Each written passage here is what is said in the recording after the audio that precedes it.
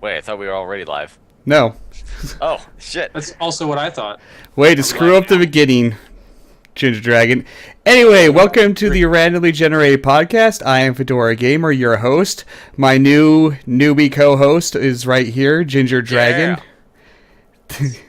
I'll actually be here for more than 3 episodes, I swear it. That you would top Maximus then. Sorry, Max. I love you, but still. Your schedule's crazy. And our guest YouTuber for today is Phil of, what's the channel name? DoseOfPhil, or is that your Twitter name? That one Phil guy. That one Phil guy. DoseOfPhil on Twitter because of branding fail. Yep, branding fails. And our guest indie developer today is Bob, aka Eyeball17, the developer of Approaching Affinity. Hi, guys. And girls. Don't be silly, there's no girls on the internet. Exactly. That's a myth. They're on Twitter. I see their pictures. Well, that's Twitter. That's like a subsection. That's actually Those are probably GingerDragon. bots. They're probably bots. Or FBI agents. Or GingerDragon. Maybe. He has hundreds of Twitter accounts. Little known fact. I'm actually Jens. That's terrifying. You just blew my mind. Me too. Anyway, this is the ragtag bunch of people I have for today. Let's go ahead and start off with what we've been playing this week. How about you, Phil? What have you been playing? I've been playing a lot of Counter-Strike Go today. Boom. Okay, generic military FPS, yawn. God, To be what fair, an that game's got elitist. some pretty cool esports stuff. I'm not Have a you ever fan seen of... competitive Go? It's actually pretty cool. It is. For, an FPS. I'm not into the modern military FPSs whatsoever. And actually, so that's why I had to give you shit about it. Alright. Are you any good at it, it's Phil? so neat. I used to be competitive, so yeah. Oh, wow. I'll never play against you then. Because I suck at first-person shooters in multiplayer. I play them for the single player. That's about it. And no wonder why you hate MMSs so much. Yeah, those games aren't about single player. That's for sure. And you've been playing anything else this week, Phil? Dota 2, League, Legends of, or what is it? Dungeons of Endless. I've been playing That game is fucking wonderful. I know. I cannot wait till it's finished. The pixel art is so beautiful. I dig it. Still need I actually to play that beat game. it yesterday. Or I beat the demo, rather, I guess. Yeah, it seems hard at first, but once you come to grips with the mechanics, it's actually rather easy. I can most I of need the to do a time video destroy that on game. how to actually beat it. Took me the 3 easiest games. Took me 3 games to beat it. The first game I got demolished. The second game I did okay, and the third game I just steamrolled it after I had to figure out how the game works. It's definitely got interesting mechanics that take some time to getting grips on. For sure. Temporal feedback? Oh, right, delay. All right, how about you, GingerDragon? What you been playing this week? I've been playing the next car game alpha. Alpha. Played that one a little bit. Definitely look forward to the full version of that game. What is that? It's a racing game, obviously, next car game, except it's more along the lines of a destruction derby. It's got a gorgeous destruction engine that is... Even I can run that damn destruction engine, and my PC's not very good. It's just an awesome... I don't know, I'm bad at describing things. I'm not much into racing games, but destruction sounds fun, so it actually kind of sounds interesting. It comes with a little playground where you just go around and destroy it and your car, and I can crunch my car into a pulp, like a foot-long pulp. That's impressive. Oh yeah. I like it. What else? I was playing some Assassin's Creed 4 today. I hear the ship stuff is really awesome. Yeah, unfortunately I didn't get to that yet. Oh. I heard the rest of it's Assassin's Creed. Yeah, it's very Assassin's Creed, the character's really good at not doing what the player tells him to do. And I don't know, there's some things about that game that don't make any sense that I've been hearing people talk about, like how it's just a sailor guy kills an assassin, steals his outfit, and becomes an assassin, and somehow is then instantly as good as all the assassins at all the assassination stuff. Yeah, I don't understand. I mean, to be fair, Kenway's been a privateer for a long time, so maybe he's just, learned that typically, but I don't know. He's just a badass by default. Yeah, pretty much. It's time travel and memory leaking and hacking and stuff. Time travel. It's all memory stuff. What else was I playing today? I've been playing Rogue Legacy a lot lately. The new update and whatnot. Oh, the update dropped? Oh, God, I gotta play that some more. Yeah. To be fair, I haven't really noticed any of the update stuff other than the new super bosses, but... Super bosses? Yeah, like, there's harder versions of every boss that you have to use a fixed character for, and they're really hard. How's to say. Wow, how is that? You had to use a fixed character? Yeah, like, you go into the boss door, and then it sets, like, your different character goes away, and then it gives you the set character for the boss fight. How do you activate to be able to do those? You just get an opal of that boss, and after you kill him, then you can engage the super boss. Sounds terrifying, because the only time I was actually able to beat bosses in that game is when I ended up with a really overpowered character combination and got a really good run. Yeah. It's a very specific... Yeah, there's no way I'll beat any of the bosses with some gimped specific character they give me. Oh yeah, they're real hard. As much as I love that game, I am pretty terrible at it. What else have I been playing? Of course, playing Gary's Mod of Tomato. That tends to happen a lot. He plays that a lot, doesn't he? Oh yeah. I mean, to be fair, Gary's Mod, you buy one game and you get like 17 billion. I think I own Gary's Mod, but I've never Endless. once played it. I don't think there's anything else other than that, at least not notably. How about you, Bob? What you been playing this week? Lately, I got back into Skyrim because Not I bad. found out you could take a level 100 skill and like knock it back down and keep leveling up. Why would you want to lose your skill points though, or is there something I'm missing there? Because like you have to level up your skill levels to level up character level, and so it allows you to continue getting more skills. I I see. don't know. I had stopped playing for like a year, and then they did that, and I'm like, I'm back to making potions again, so I think I need to quit. Yeah.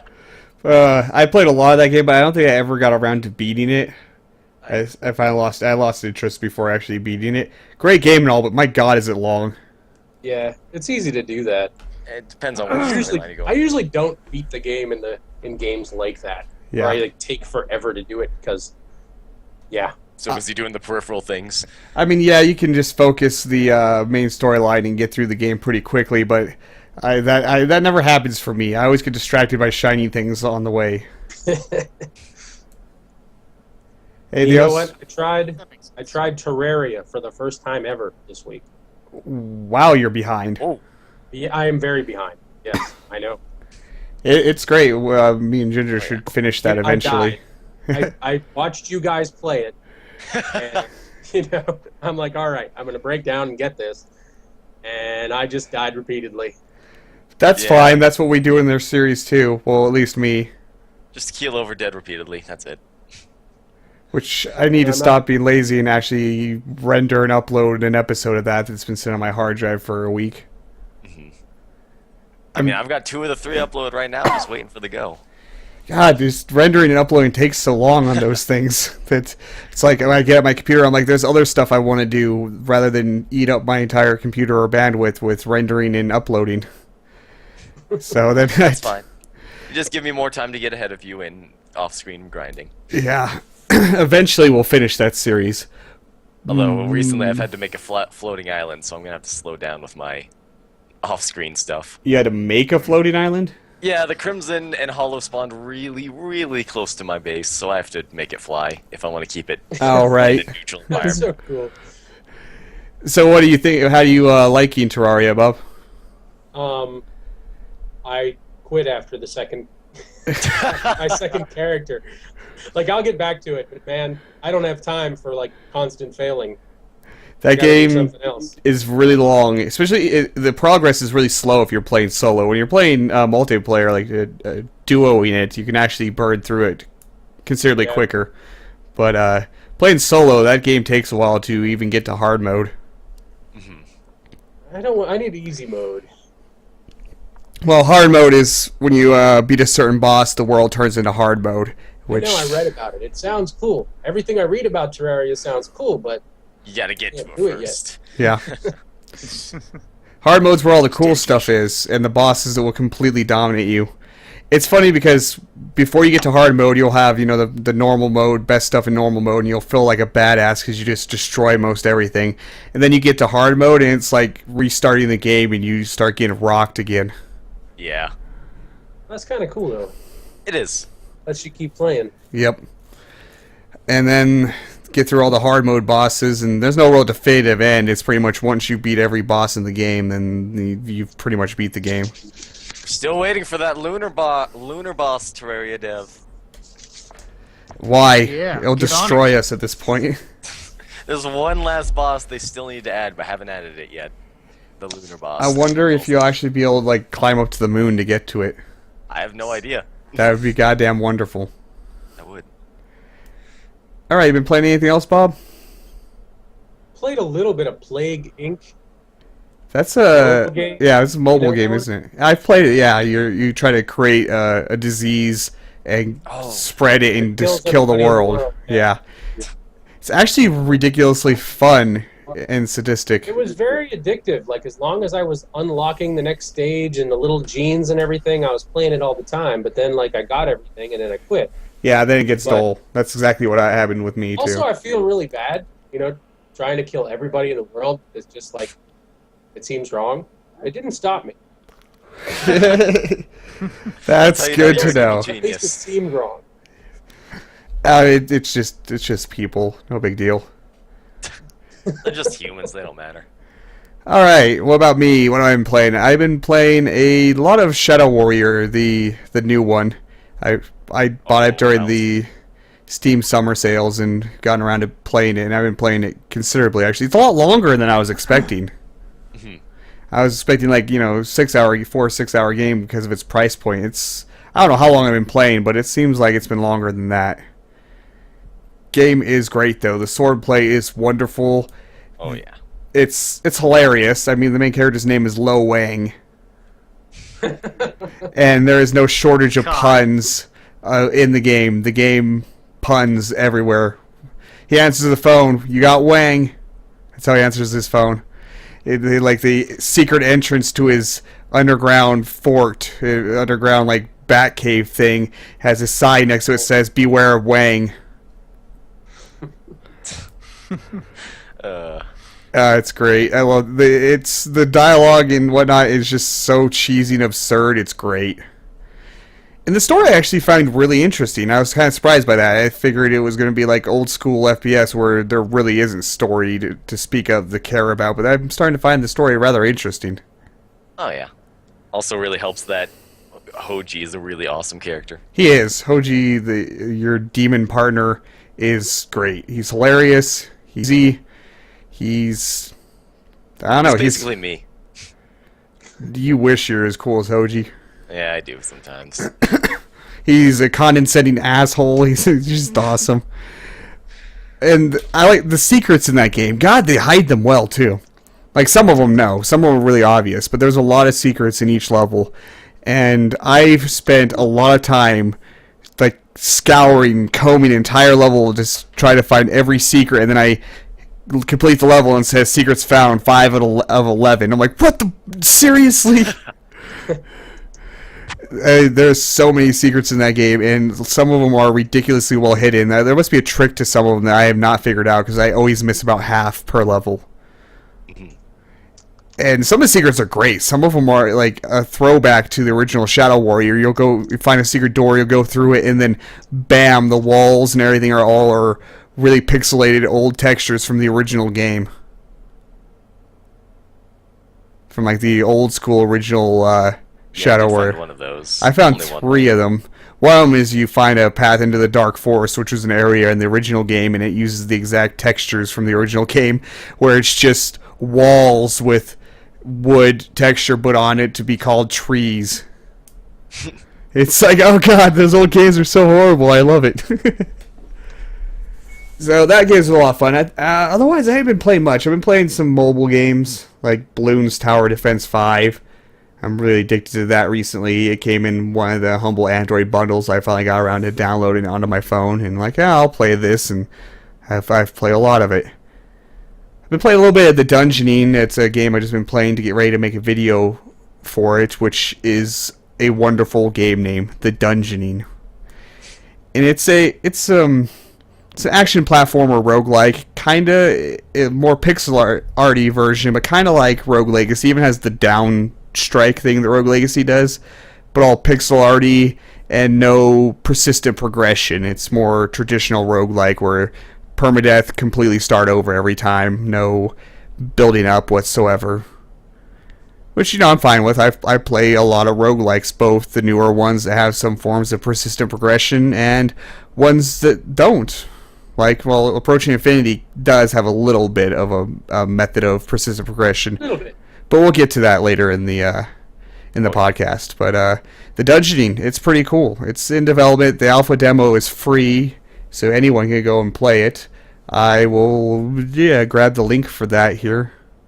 I'm just looking forward to the sequel to that I game. already found it. The Redungeoning. That would be wonderful. I want that. Let's see. I will find a link to this. I wish it was just thedungeoning.com, but it's a WordPress, so it's not.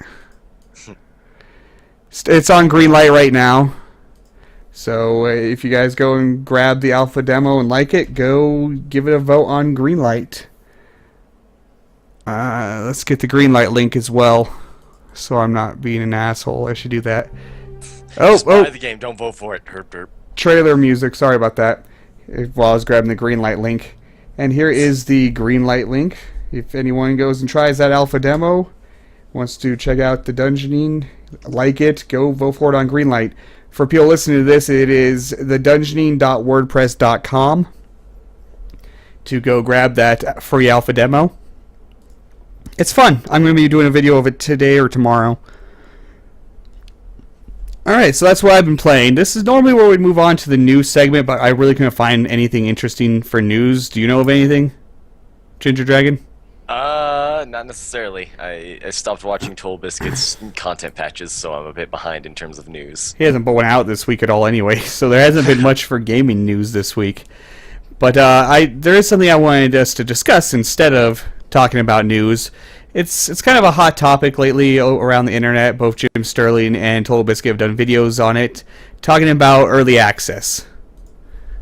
And apparently a lot of people, it's a big divide between that. I mean, you got early access games right now dominating the top 10 charts on Steam with DayZ and Rust on there. DayZ #1, it has been for a while, and I haven't played it yet, but from what I can tell, DayZ standalone is just as buggy as the mod was at this point. It's alpha, but man, people are buying that like crazy. So a lot of people speak out against early access. So we're here to talk about what we think of early access. What is your opinion, Phil? I mean, I'm kind of on the ropes on it. Sometimes it's good because I guess the developers can kind of tune their game to impact from the people who have already ordered this game. But on the other hand, it's kind of like if you buy this game and it's terrible, you've kind of wasted your money and you're releasing and making money off an unfinished project.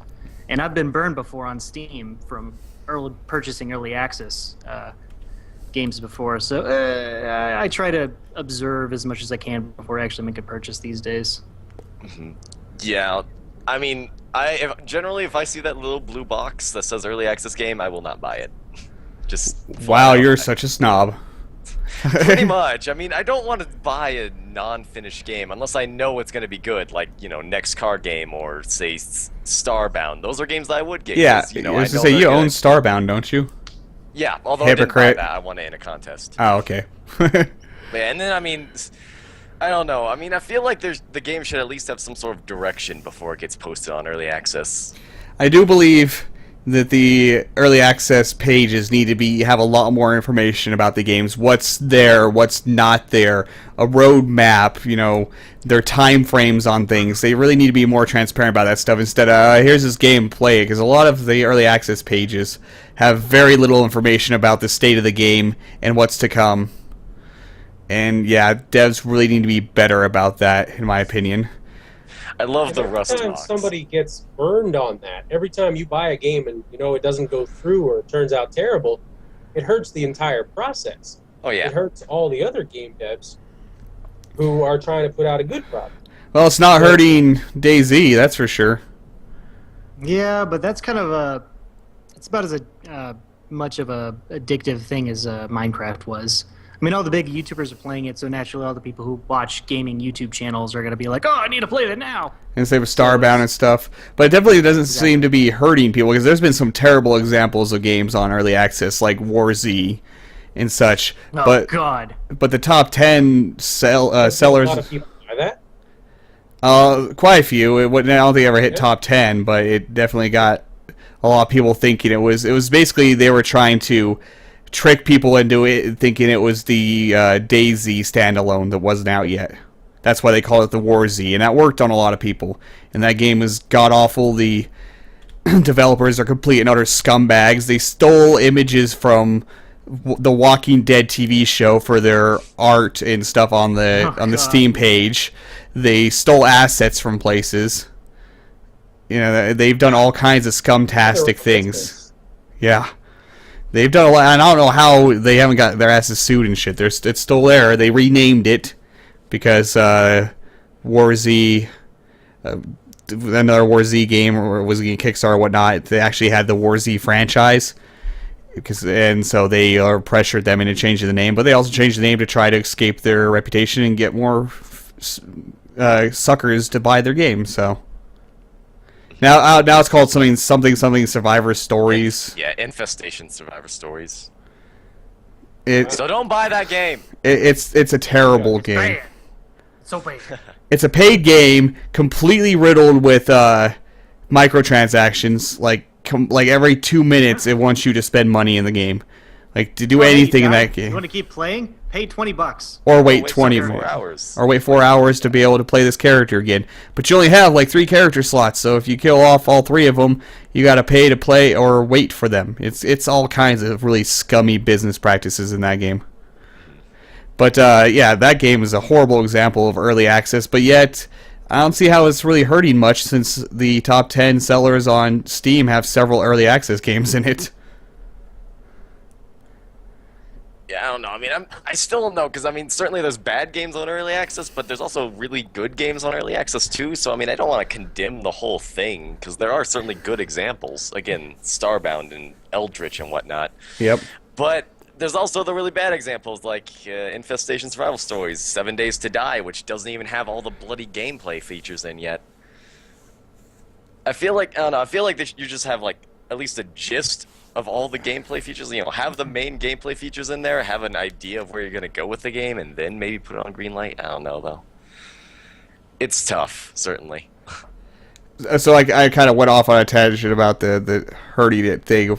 It kind of cut Bob off. So you had anything else to say, Bob? Hello? Yeah, I don't know, man. From a developer's point of view... well, you know, all I'm thinking right now is I need to get over there and get on that. Like I don't mean with a bad product. I mean with a good product, because I intend to, you know, completely finish to every specification I've made, but like I need to get over there. Yeah, I mean you've still got most of the gameplay features in there, so I really wouldn't blame it. Yeah, end of the month, all the main things are going to be in there. So yeah, I'm about there. You're like, so from the developer perspective, it's money, you know, it's income. Absolutely. That lets you continue to develop the game. Exactly. I mean, for me, you know, I just completed a Kickstarter, and I hit my goal, and I went above my goal, but I set my goal to something I thought I could achieve.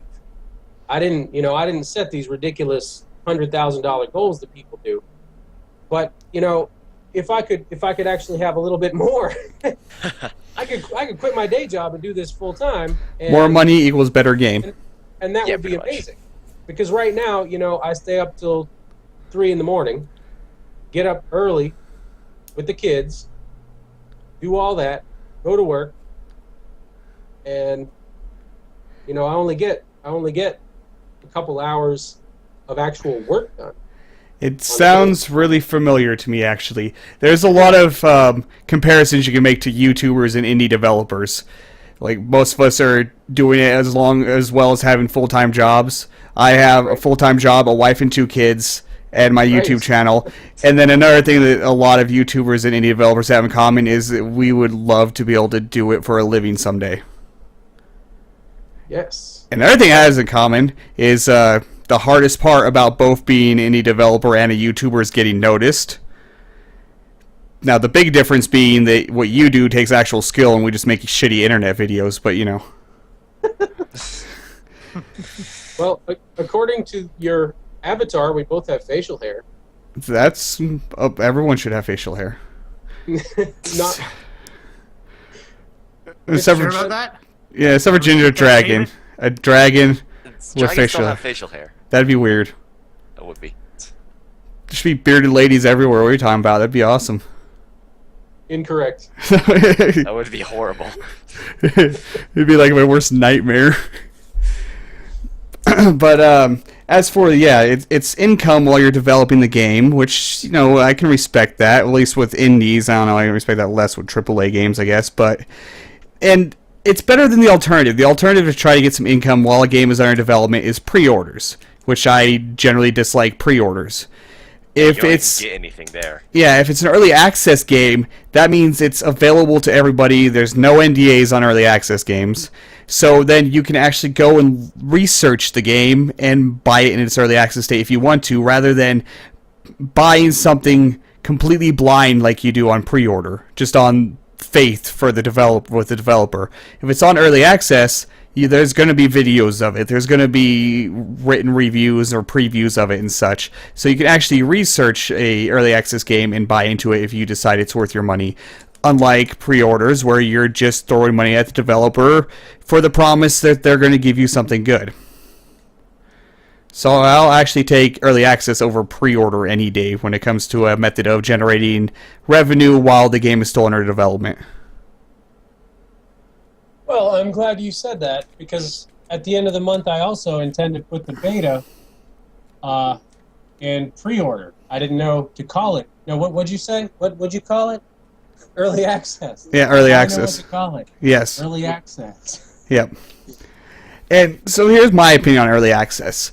When you buy an early access game, you know you're buying an incomplete game. You have no place to whine about it afterwards. It's your own doing.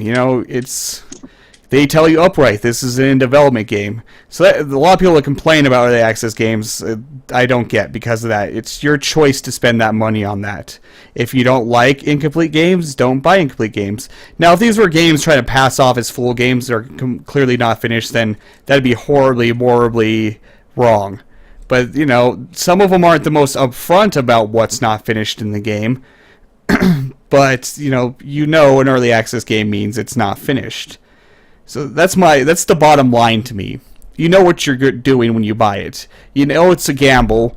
You know it could be not even run on your system. It might not be optimized well. It might be extremely buggy, and it might never get finished. It's a risk you're taking, and if you're willing to take that risk with your money, then that's your own decision. I don't think early access should be removed from Steam like a lot of people are calling for it to be. It's Definitely not. Yeah, it's the consumer's choice. At the same time, though, there's so much early access being shoved down their throats. The front page is always filled with it, so I don't know.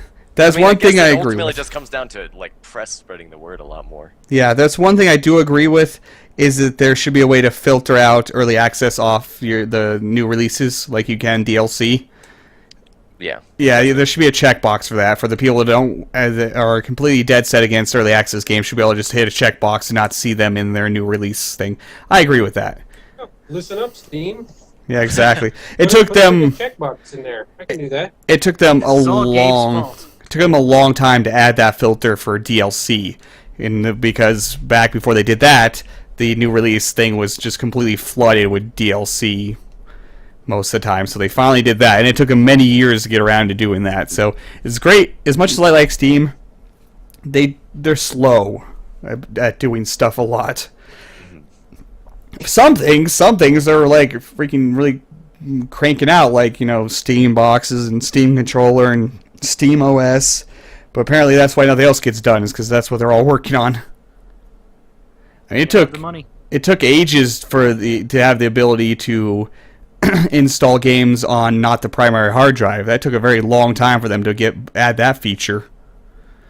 I remember early days of Steam. I don't know, you all, most of you are probably younger than me. I know GingerDragon's younger than me. I don't know how old Phil is, but you might not remember the early days of Steam, but it was actually pretty much garbage back then. I was there, Fedora. Yeah. It was Uphill both ways. Yep, exactly. It was pretty trash back then, though, and you couldn't even install games in custom locations. Yeah. God, no, that's horrible memories. God, I have horrible memories trying to play EverQuest on dial-up. Yeah, that was horrible. 10-minute loading times into zones, and it was... Yeah, okay. Anyway, horrible memories of the technological Stone Age. But... The days of yore. So yeah, that's my opinion on the entire early access thing. Is people know what they're doing when they buy it. You know, no one has a real right to say they shouldn't spend their money on it. If they want to, they can. And there's plenty of early access games that I have enjoyed a lot. But there's actually some deja vu here, because I just recorded a podcast earlier today. It's not a live one, but a recorded one with Josh of Gaming FTL and his friend Snowy Gaming, and we've talked about this subject on that as well. But Owen, which is Snowy Gaming, had a good point where he said that it depends on the game type. Some game types are much better for it, in his opinion, and I have to agree with him on this. If it's a game type that's kind of sandboxy, with randomly, or something that has randomly generated elements to it, or games that are like about building, like say Prison Architect, those kind of games are better suited for it than something that's like a linear single-player experience that has a definitive end. Those kind of games aren't really well suited for early access, because if you can play through it, even if it's buggy and missing stuff, and see the ending of the game, you know, then you're not going to want to play it when it's released. I mean, that's what the demo is for, and that makes me wonder why are gameplay demos just not that prevalent anymore? Yeah, good point. It is on Desura. Every game on Desura has to have a gameplay demo. But well, that's Desura. Yeah. So I guess that means it's a little bit more localized with Steam. But things that are more about, like games that are more sandboxy, and or things like let's say like Our Darker Purpose. It's not on Steam early access, but I've been playing it since the pre-alpha. That's, even though it has a definitive end, it's a game with roguelike elements, so it's randomly generated every time. It's a lot like Binding of Isaac, if you don't know what Our Darker Purpose is. And you know, because of that, I keep playing it as new stuff is added to the game. Every time I play it considerably still, but if it's a game that's linear and it has a definitive end, and it's story-driven kind of games, those aren't really well suited for early access. And I agree with Owen on that point, because like Starbound, that's a great game for early access. It's a sandbox type game. There is story that will be added to it later, but you know, every time new stuff's added to the game, you want to play it more because there's new things you can build with and new enemies to see and such like that. That is true. So that's a good point that Owen made that I wanted to touch on, because I have to agree with that. All right, anyone else have anything to say about that subject? Not necessarily. I mean, I got everything I want I'm to say. Yeah. What subject? Early access. Oh, We've been out for so long. we talked about that. Actually, we haven't been on it for very long at all compared to like news topics we normally touch on. So. Well, I mean, what about the fact? I mean, with my idea of early access, you also get, as a player, you get to give your input to the game devs as they're working on it. I mean, maybe that's not always the case, but for me, as a small one-man operation, you know, I listen to what people tell me, and I make a lot of changes based on that. And most indie devs do, actually, from my experience. Like almost every early access game I've played, I will give some kind of feedback or suggestions in the video I make of it, and many times those have ended up in the games. So, right. So you do get to help make something better. Like if something has potential and you get in on that early access and you start a little back and forth, even if it's only once, you've added something to it. It's gotten better. Exactly. That's an experience that I wouldn't trade for anything either. I love that entire thing. And that's, you know, some people like me love that. A lot of people don't. If that's not your kind of thing, you know, avoid early access games. Then there's also the people that think they know how games should be made, but they're actually idiots. But, you know, that's everywhere. It takes a long time to figure it out. Yeah. And Your game's terrible because it's this, you know. Oh god, the Dungeon of Endless. That reminds me of Dungeon of the Endless. I was reading the forums for the Dungeon of Endless. And as much as I love that game, there's pretty much several people on there, oh, this game looks cool, but too bad it has roguelike elements, it's terrible. Or you should have less roguelike elements, less random generation, less luck dependent. I'm like, do you go on... Random generation? Yeah. Who said that? Idiots on their forums. I'm like, do you go to Call of Duty forums and say it shouldn't have guns? Because you're telling a developer of a roguelike that it shouldn't be a roguelike. Do you tell first-person shooters they shouldn't be first-person shooters? It's the dumbest shit I've ever seen. It's like these people are complaining about the roguelike elements. I'm like, it's a freaking roguelike, people. You're not going to take the roguelike out of a roguelike. Yeah, I don't know. Well, I think there should be procedural generation in everything. I mean, I like surprises. I can agree to some extent. Some games, maybe not. But when I first started playing console games, I was amazed that the maps were always set up the same. I was like, oh my god, it's the same thing every time I play. But that's boring. That's me. Yeah. The funny thing about that is actually it's a lot less storage space to do a random generated game than actually handcrafting every map. Like, I don't know what you mean. Like actual disk storage space. Randomly generated games are considerably smaller most of the time than anything that has lots and lots of hand-created levels and maps. Because it just needs I thought you said story space. No, storage space. No, we won't talk about story because roguelikes really aren't strong in the story department, we'll be honest there. Get to the bomb dungeon to get this thing and get back out. That's the story of most roguelikes. Yeah, I mean, I don't know. The thing about having handcrafted levels, though, is that they're always going to be much higher quality than a randomly generated thing. Always. Because it's actively been created to work with the controls and the game. And, it's just got that extra charm you can get from the developers when you handcraft it. Well, I do like the kind of hybrid method that's used in a lot of games these days. A lot of the action games of roguelike elements like Rogue Legacy, Binding of Isaac, Our Darker Purpose, where each room is crafted, but they're just connected in a randomized way. Mm-hmm. Even that's cool. Yeah.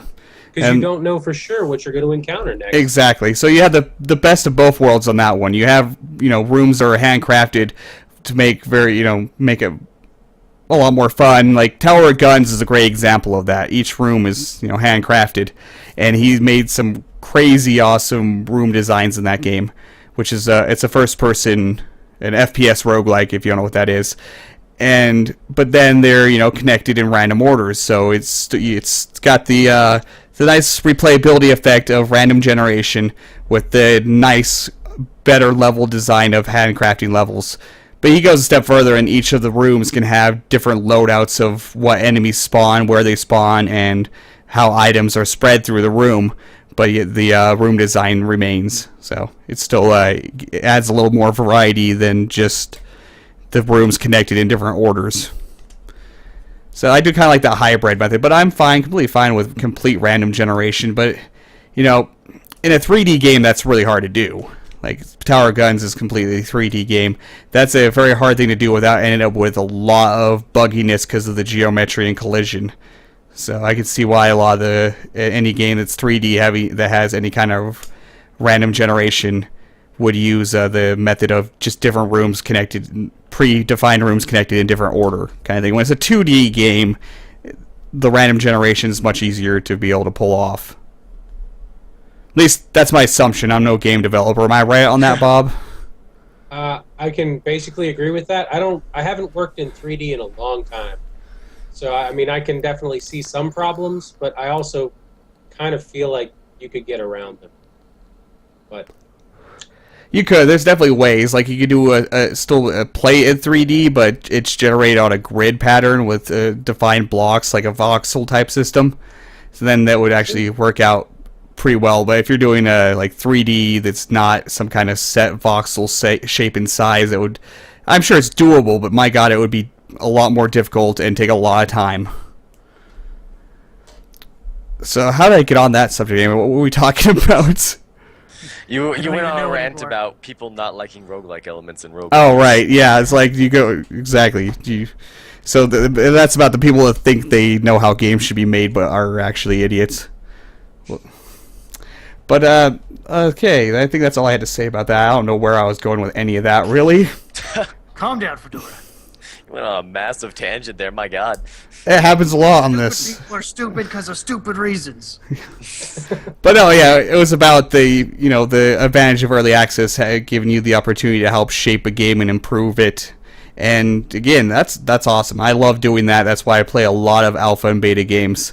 And when I cover them, I try to give constructive and useful feedback to the developer in my videos, which a lot of developers have thanked me for. And so that's an experience that I quite enjoy, and I know a lot of people do, but there's a lot of people that don't care about that at all. So, and if you don't, then don't buy them in early access. Just wait for the full game. So, I don't know. That's my bottom line on early access. If you don't like unfinished games, you don't want to play unfinished games, then don't buy them. It's your choice. Exactly. It's nice and simple. Yeah. The consumer beware. A Whatever lot that of people saying call goes. for changes to Steam on how it's handled, and I kind of agree. Try to force the devs to be more transparent with the state of the game and what's to come, and to give the option to filter them off of the new releases.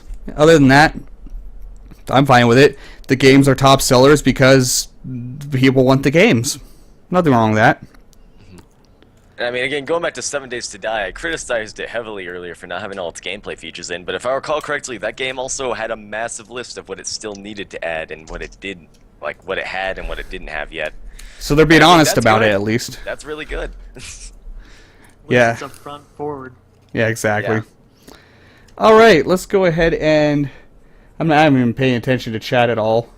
So I hope you guys have. I have a habit of not paying. I don't know how streamers pay attention to chat. RTS's Luca was throwing in his input as a speedrunner of random generation versus handcrafted. Well, yeah. Speedrunning a randomly generated game isn't so much skill. Well, there's a lot more luck involved if you get a good generation. I mean, ultimately, it comes down to optimizations for each and individual room and each individual situation. Yeah. I mean, like, heavily based RNG games like FTL and Binding of Isaac and Spelunky, yeah, no, those would... There Yeah. still is skill involved with those, but certainly... I Yeah. mean, it comes down to it, but I don't know. But then a static game for speedrunning, you just learn the exact nature of the game and every aspect of it and figure out how to do it fastest. So there's a lot there's a lot more to speedrunning a static game, I think. Most of it's bug abusing, but That's still the case with RNG-based games, though. I mean, there's still bugs, and if there are bugs, they will be exploited. true. For sure. I mean, when it comes down, honestly, I think it'd take more skill to speedrun a RNG-based game than a normal one, simply because, I mean, you have to prepare for more situations.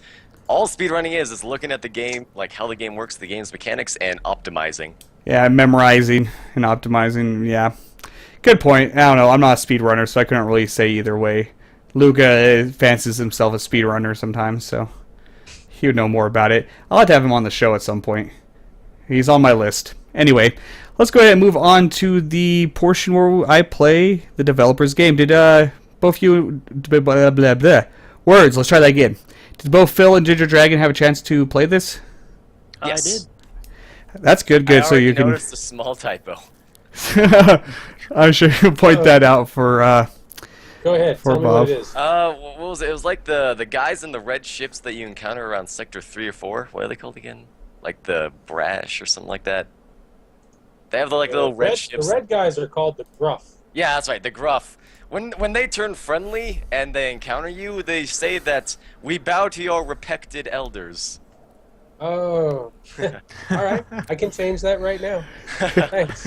See, this is exactly what we're talking about with in-development games. Look at that. That's what I do. I love to get in streams with it, talking about it, because I could just change stuff. So while I get this fired up, go ahead and give the viewers your elevator pitch of what Approaching Infinity is. What's an elevator pitch? It's like Just- a 2-minute Sorry. description. It's just me. Well, Approaching Infinity is a space roguelike. It's a classic roguelike in that, I don't know, it's not an action game. It's strategy. It's turn-based. 2D, it's turn-based. Hunger clock. It's randomly generated, but it's in space. It does have some similarities to a game called Prospector. Never heard of that. You have? No, Or have not? I've not heard of Prospector. I'll have Well, to check that out. And, you know, I looked at Prospector and I'm like, wow, this is pretty cool, but I really suck at it. It was really hard for me to get into. And like... That's a lot of traditional roguelikes, too. Yeah, I mean, roguelikes just are hard to get into. So, like, you know, I took that whole experience of years with roguelikes and also, like, my love of science fiction, and I said, let's try to make a roguelike in space that is easy to play. And, I mean, maybe I've gotten away from that. You guys, you know, I don't know how you did with it, but at least I try to make the interface very, you know, like, so you can relate to it, so you can understand what's going on. It's definitely more approachable than traditional roguelikes. Traditional roguelikes have some of the worst user interfaces and not approachable at all. That's pretty common in the roguelike genre, actually. I'm going to start up a new game here. Found. What is your favorite ship, Bob? My favorite ship? Yeah. The one to play in the game? Yep. I always play the Assault Scout. It has 2 weapons. I will go with the Assault because, Scout. It's just one. Whoa, hey, you're playing. Yep, I have it up. Character customization, you can choose different colors and things. I'm not going to be a red shirt. That seems like a terrible idea. Hey, my red shirt's been doing just fine. We're in Sector 7. Then there's this pay it forward thing, which we'll talk about in the game in a little bit. And we'll go with medium / Hey, normal put it on difficulty. easy, man. Why on easy? I want to embarrass yourself. I'm not casual scum. I play a lot of roguelikes, thank you. Yeah, I know. I'm sorry. I'm not saying I'm good at them, but I play them. Go I no saw tutorial. You lasted like 20 minutes, man. I saw you play, so go on. And now we are in the space screen. We are in Sector 1. There's a bit of fog of war going on, moving around with arrow keys, or you can right-click around to move, which is a good way to end up surrounded accidentally. There's a fog of war, so you gotta uncover it. Oh, we got an enemy. There's no music at this point in the game, so it seems really silent, and then the sound effect is kind of abrupt sometimes. Kind of scared me a little bit. What happened? I just play the FTL soundtrack whenever I play this game. There's this sector exit, but I am not going to go there yet. It's a good idea to search the sector. And then there's different planets, which we will show you. So it's all turn-based. This is pretty much on this spaceship map. It's a lot like a regular roguelike. You move and enemies move simultaneously. They only move when you move. Turn-based combat. Wow, what is this thing? I've never seen this before. It's a purple ship. I'll probably get... Nope, I destroyed it. Don't attack him. Don't attack him. Oops. Oh, God. Oh, well. It's... I've been doing that. Whoops. Here's a space station, which we'll go to later. Oh, I should go to now because I'm low on supplies already. This version that Bob sent us is hacked, so we start with 5 million credits. He sent us like a cheater version, which is very much appreciated. Let's go ahead. You got it. Buy everything, man. Let's go I just ahead. realized I put a new feature in there that you're not going to have to deal with, so don't worry about it. What's that? Well, when you kill one of those purple guys, they all come to get you. Oh, Oh, and there's a lot of them in those sectors. Yeah. this is Nebula, which Call for help. reduces your vision. You can't see enemies very well in it.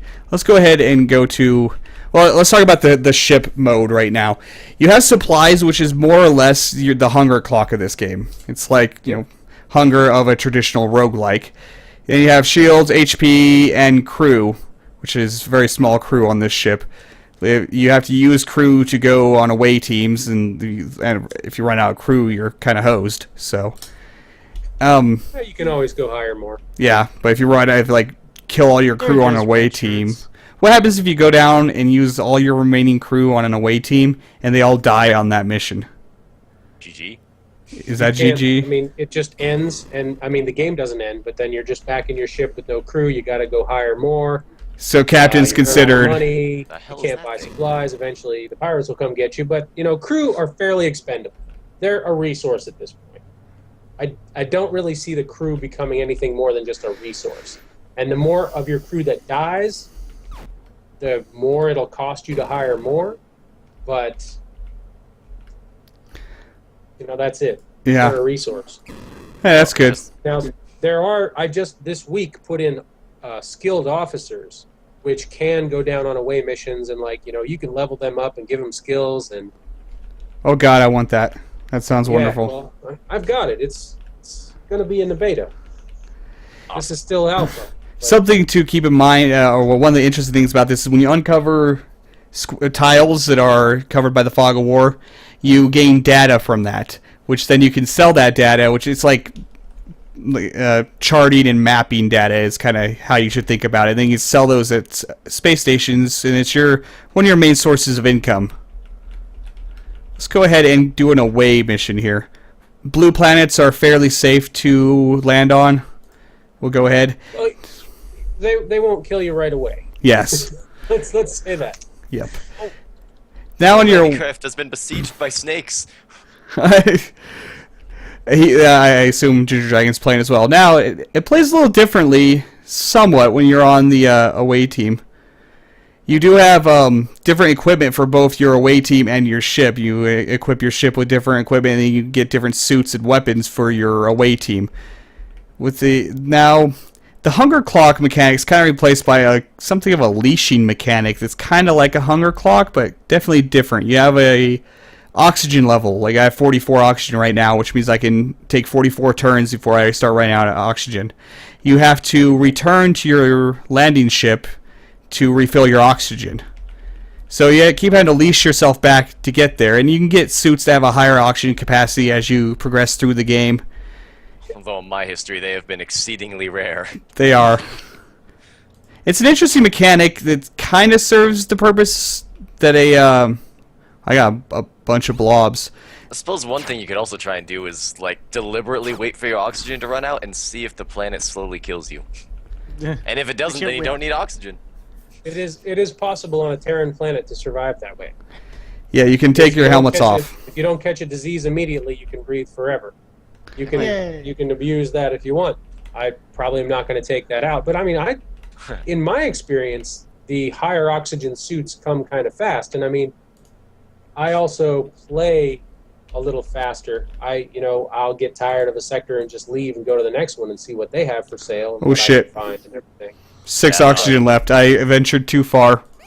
I mean, I'm in Sector 7, and the only oxygen I've ever found is the 68. Yeah, you can take your helmets off in Terran planets, but there's a chance of horrible alien diseases. 2 oxygen. Oh, hey, Fedora. Oh, Jesus, I'm surrounded by Shepard blobs. says hi. Oh, is he in chat? I don't know. Wait, what now? Jim Shepard.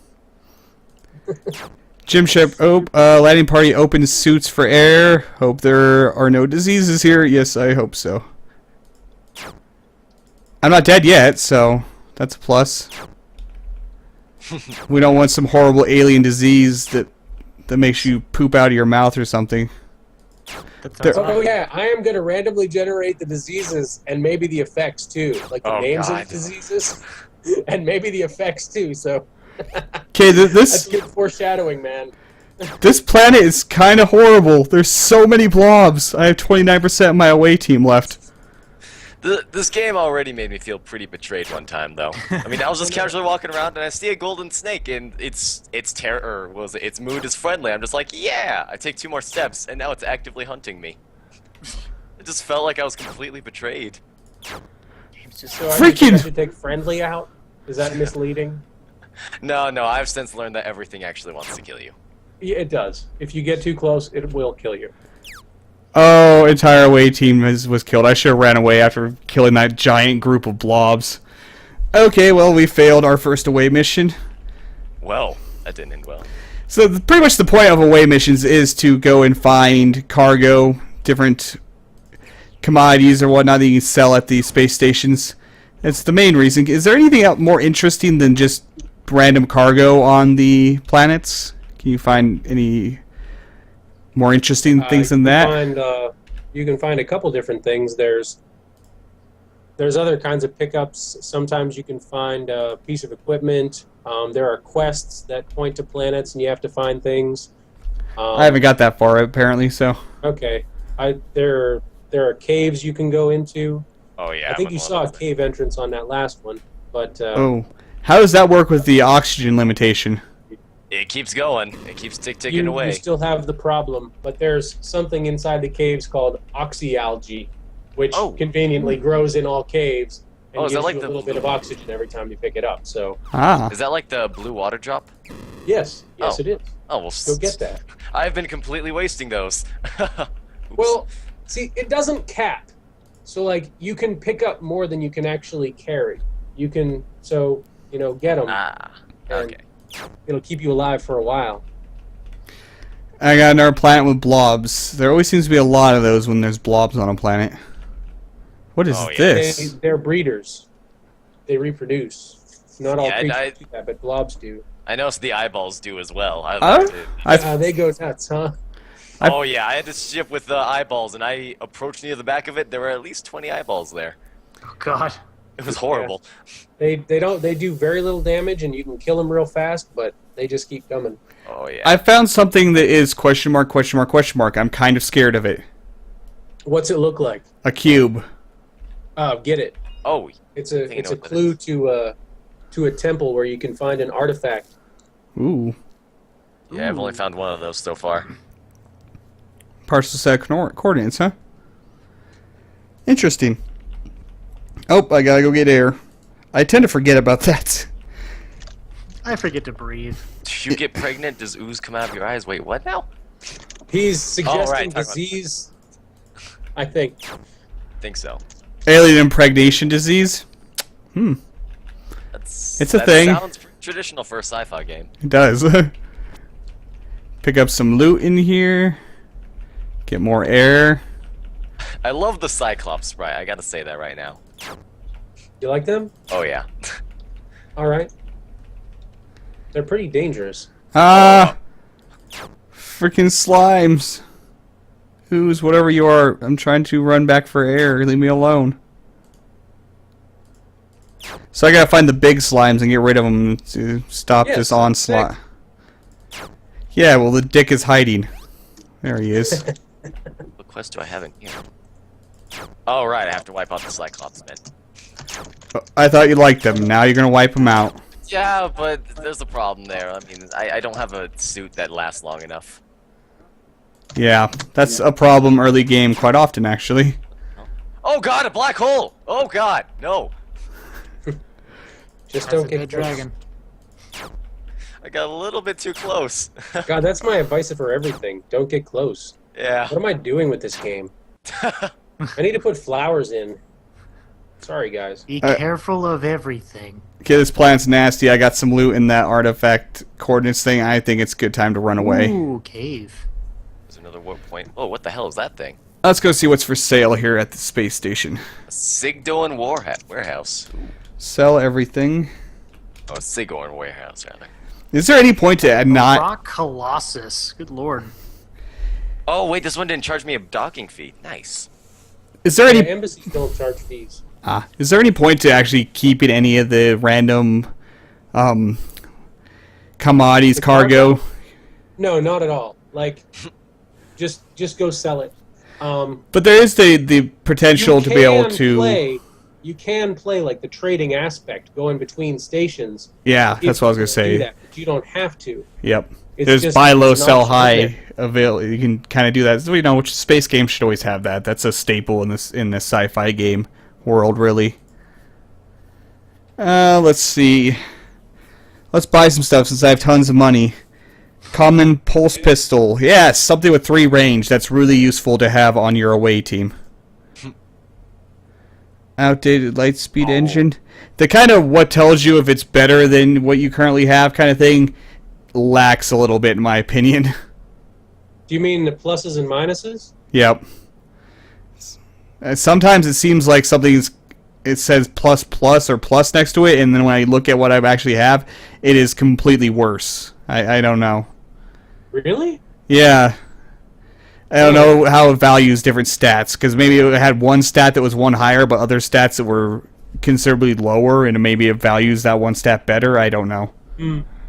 Well, sometimes it compares the stats directly. Sometimes a lower stat is better in something.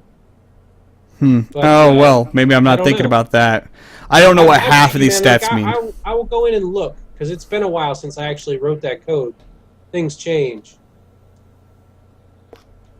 I don't know what half the stats actually mean, so that could be it. The lower's better. And damage. Damage, range, cooldown. Oh, CD is cooldown. Supply, I guess that how much supply it costs to use it, huh? Yeah. So that would be better or lower. I guess I'm just misunderstanding. What's SL? SL. Oh, that's just for weapons. It's what slot it goes in. Ah. Ship weapons have like 3 available slots. There's little ones, medium ones, and big ones. And that's just which one it is. And, like, what does range on an engine mean? Well, on the Lightspeed engine, that's how many sectors you can jump at once. If you find one that's 2 or 3, when you go to the warp screen, you can go a lot further. Oh, I didn't know that. Ah, that's how it worked. Okay. Yeah, and if you go to Sector 2, you'll find a better warp engine, especially with all that money. Resource extractor, how does that thing work? When you land on planets, there's just automatically more resources. Okay, buy that then. Ooh, 2 spatial anomalies. Thanks. Then there's a pawn shop where you can sell off your cargo that's not commodities, pretty much equipment type stuff. Let's see, you can get contracts, which are missions, quests, whatever you want to call them. Travel to Sector 2 and locate mysterious anomaly. Okay, so that one we have to do in the next sector, but you should just always take those. Then there's what the hell are those? Then there's to pay it forward. Pay it forward allows you to deposit money that future characters, future games can withdraw money from. But there's also a fee for doing it, so. Crystal webs. Are there space spiders? Oh, no, they're not spiders. They're worms. Or they're like little caterpillars. But yeah, man, you're getting pretty far. That's cool. Oh yeah, Sector 9 right now. Yeah, I don't know which of these planets I've... Ooh, geez, something's shooting the hell out of me. A bit of an overpowered light explorer right now. 150 shields, a hard hull plating, 2 weapons that deal total of 1 hard DPS. Well, Right. I have some enemies that have some extreme range on me. They're shooting me when I can't even see them. Holy crap, hole. Jesus. This thing's like machine gunning me. Ah, damn it. I The got... planet I have to fully explore is the slime planet. I'm probably going to die here. Because I apparently pissed off a lot of people because I got like 3 things kicking my ass at the same time. Oh no. Why do they hate me? Oh, those are the purple go to guys. The nebula. They can't see you in the nebula. Too late, I dead. Oh. Twitch stream hasn't caught up. Yeah, it's got that 1 minute delay, which is horrible. Let's try this again. Oh god, slimes. There's so many. I know, they're horrible, aren't they? They're a freaking nightmare. Maybe this sector won't be so extremely hard. Like, I got slime planets everywhere. It was horrible. Wow, I got all kinds of loot hanging out around here. One thing it's bonus data. This sector is completely stuffed full of bonus data. Jeez. Which doesn't help me any right now because I have 5 million credits. I don't need that. So I'm not going to attack the purple guys because there's a bunch of purple guys attacking me. So I think that thing did happen. It just didn't happen immediately. Oh, maybe that is in there. Yeah, because they were not nice. Well, I mean, you didn't need to kill them. They're Friendly. neutral. Well, They're neutral, completely yeah. peaceful. You monster. I'm bent on universe domination. And then he died as a result. Yeah. Your greed was your downfall. Horrible quotes. Yay. Oh, you can move diagonally. Okay. How exactly do I use the second weapon? I've never kind of figured that out. Does it fire them both at the same time, and I'm just not Yeah, really it does, figuring it yeah. out? Okay. It just fires everything. Did I attack a purple guy again without thinking? I did, I think. Freaking... Why is my weapon not working? The cooldown on this weapon sucks. No, I didn't attack a purple guy. I don't think. Okay. Let me see if this Terran planet needs Oh, oxygen. I'm almost out of supplies. No, it doesn't. Awesome. I haven't picked up any of that. I was only picking up data. This torpedo looks cool. There's a generator, all kinds of stuff. I was hoping for a new spacesuit, but it doesn't look like it. Yeah. One thing I will say is I really don't like the font choice. It's extremely hard to read. Especially you mean the one at the bottom? Yeah, in the log. Or everything. Oh, sweet. The stuff in the log and the stuff in the line that shows you what you're mousing over, yeah, really hard to read. I don't know, is that just me, or how about you guys, Phil and GingerDragon? I haven't had that problem. I've had other people say things like that. One thing I do wish there was a way to scroll down the text at the bottom. Like, scroll down and see some more than the last 6 messages. 7, actually. Just saying. That doesn't change the point, Stop. Fedora. God. How many do you want to be able to see? Well, I mean, I'm not saying like 7. I mean, like, have like a little scroll bar to Right. Perhaps like the last 20 or 25 or so. I feel like that would be a bit more manageable. All right. You know, I bought a bunch of stuff on the last game and never did actually install any of it. One thing I do want to try in this game is get a trader vessel and then get a stealth system. I feel like that would actually be really good. Stealth Like a system little takes a ton of resources. It does, but it never goes away until you shoot. And if you've got a trader vessel, then you should be fine. Just go around and explore planets, pretty much. Wow, that's cool. Okay, select components to install here. You almost said that like you hadn't expected that to be a way to play the game. Well, I can't expect everything. No, I think that's I've considered, like, there is a starting ship called the Stealth Runner that isn't in the game yet, but I mean, I've designed it. It's just not available, but like it's still kind of combat based or just sneaky based, not really exploration or trading. And then there's the trader ship, but you know, I never thought of stealth trading, but it's a good idea. Also, I find it really confusing trying to figure out what I want to install when I'm on the install screen. Like a comparison of what's currently in that slot on mouse over would be really nice, instead of me having to search through the slots to figure out which one's in that slot and compare myself, you know. Like, you know, would you prefer that that the best thing is just installed for you? Because, you know, that takes away choice. Yeah, and it comes down to interaction. the AI determining what it thinks is best compared to what you might think is best as well. Alright, quick question. Is the enormous invulnerable rock creature actually invulnerable? No, he's not. Okay. You can kill him, and he's slow, but if he hits you, he'll stun you. Oh, shit. Might... That sounds unpleasant. So, run away. But now what I would just like is up in the right-hand corner where it shows the stats of what you're mousing over on the install screen. If that was split into two segments, what you're mousing over and what's currently in that slot. Oh, see, there's no reason I can't do that. Just, like, put it in parentheses. Yeah, good point, exactly. See, man? I'm lazy. I don't like trying to figure this stuff out without it telling me exactly what's better. And yeah, I put it in, like, the value of the what's in that slot currently in parentheses, and then color code it, like yellow if it's the same value, red if it's worse. Maybe I'll put it there, but I'm not gonna color code it. Come on. All right.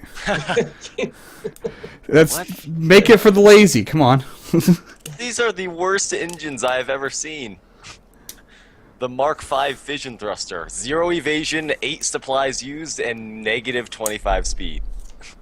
So you go backwards? I like you. You actually know what stuff means. So your engines make you go Right on. backwards, then, is what that does, No, right? It reduces your total speed, which would mean other people can catch up with you, but these engines are just bad. Why would you ever want these? Oh well. Well, hey, there's another Synthets. thing is, you know, the game is allowed to generate equipment that you don't necessarily want. But maybe that's just not a good idea. Maybe it should always generate something better than you already have. That's a question.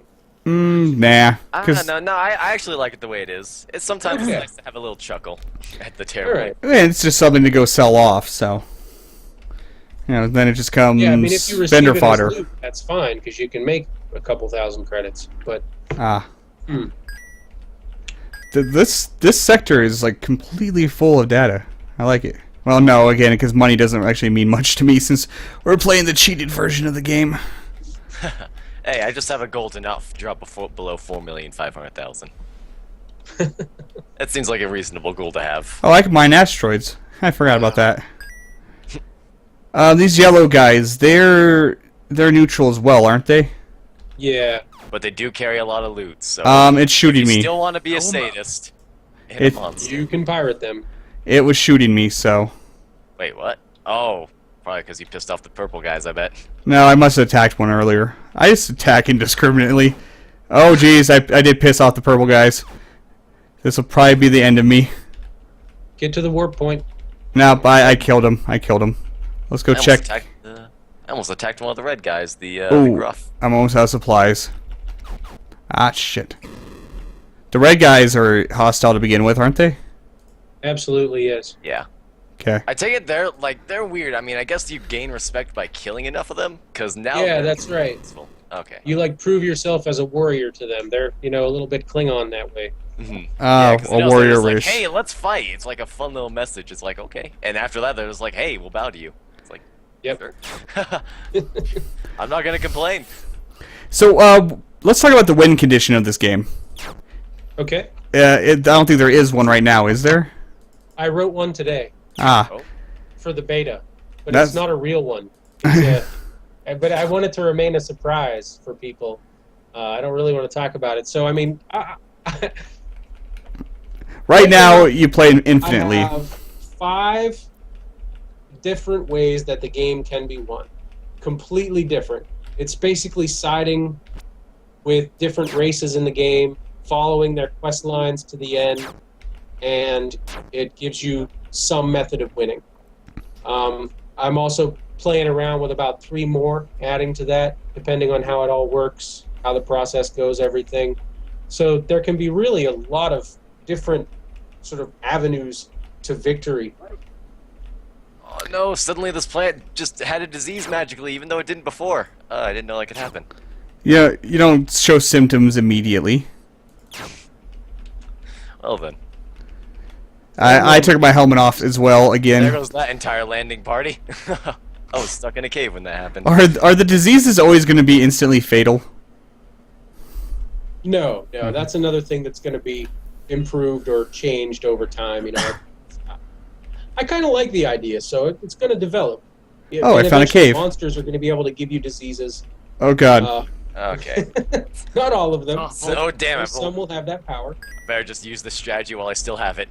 I don't know what this thing looks like. A kind of a frog thing. It's kind of creepy looking. Oh, I hate the frogs. Those guys are real tough, Oh, especially are inside you of a in a cave? shotgun. Yes. And it's kicking my ass. Oh god, so many slimes, I'm dead. I told you slimes are horrible, aren't they? They're my worst nightmare. Slime everywhere. Talking about victory, talking about winning the game, one way that you can do it is you just get enough money over time, and you can Whoa, what the hell like, is that? Oh, that's buy the your word. own planet. Oh, that's awesome. That's how you end the game with the bankers, the people who own most of the space station. Retire to There's. There you go. See, which one do I really want to tell you about? Owning your own planet seems like the boss way to win the game. I would really And like it's that. easy because you just make money however you want to, That's pretty awesome. and you can eventually do it. It's the But trader then- win. Yeah. Yeah, right. I should run away out of this cave because I'm so about dead. Against my better judgment, I think I'm gonna attack the Crystal Weaver and see what happens. Dead. Oh. That's what's going to happen. No, yeah, I you'll don't. be fine. Alright. Go Oh ahead. god, no, he is hot on my putt. He is hot on my trail. Hold on a second here. Get out of here. My away team might survive this. They're almost dead, but you know. And he's dead and nothing happened. Oh. Now I just feel like a bad person. I killed this graceful, beautiful eel. in space. Oh, my team's dead because I wasn't paying attention and ran into something. Caves are interesting. That'd be real tricky because there's multiple floors of them. That'd be real tricky while actually managing oxygen. I had taken my helmet off already, so. Yeah.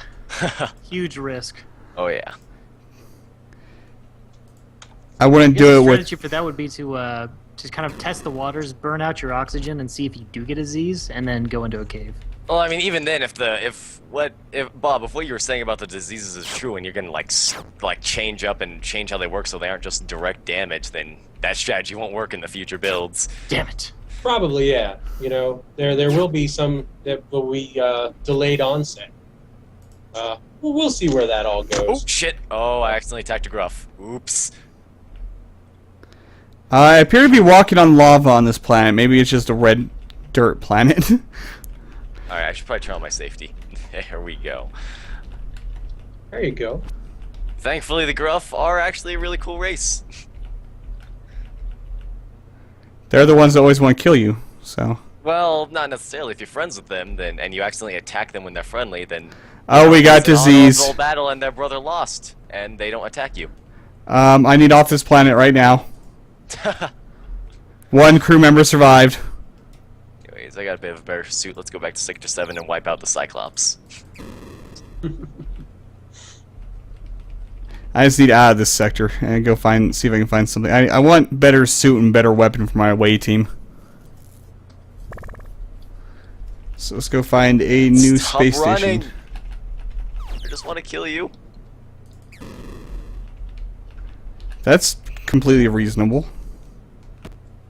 Of course it is. I gotta Oh. wonder though, why are all the genocide? Oh my God, slimes! Why are all the genocide missions for Cyclops? It's pretty monstrous, I actually. guess that's just random. There. Oh, I've just been getting unlucky then, or lucky depending. You know, the Cyclops have been getting unlucky. Yeah, that's what I mean. Nebula. I like how there's different colors of Nebula. Oh God, the slimes! Why? My inventory's full, so my cargo is full. I need to find the space station. There it is.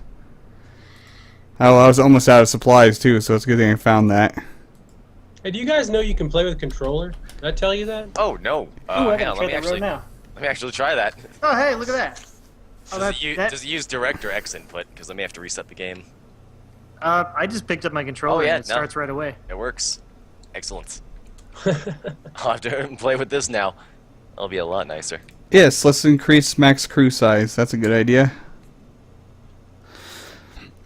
Oh. Still need to figure out what the buttons do exactly. No better weapons. I put that in a README file. Yeah, I'll go open that up then. Yeah, I saw it, but I hadn't messed with it. I was Oh, doing yeah, there we mouse go, and right there. keyboard. Stick controls the mouse cursor.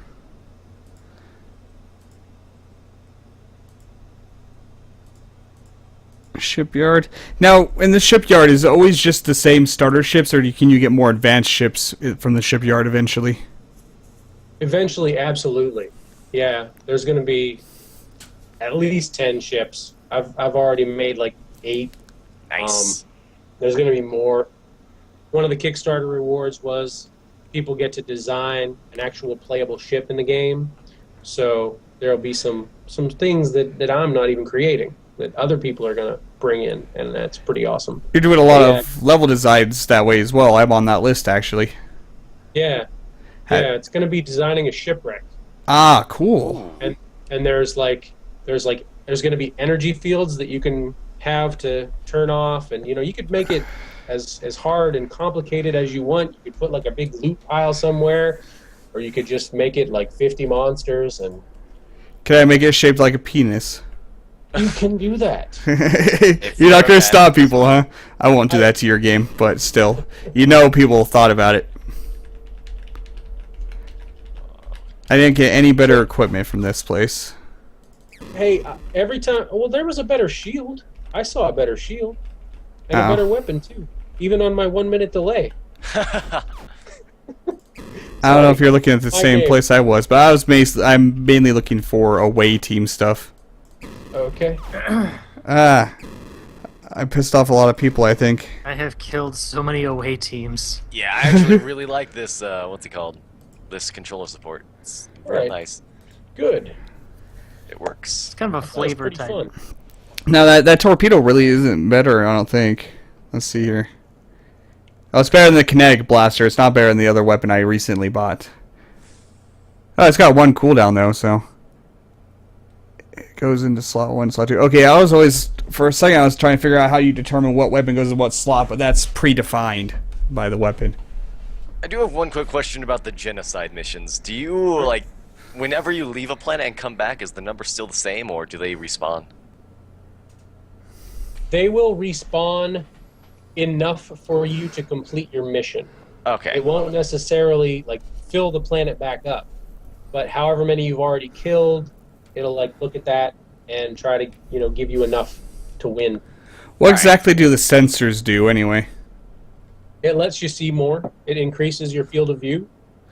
This one says it's better, but it has the exact same range and the exact same what's TGT? What is that? TGT, it's targeting. Yeah, you're right. So there is a little something wrong with my system.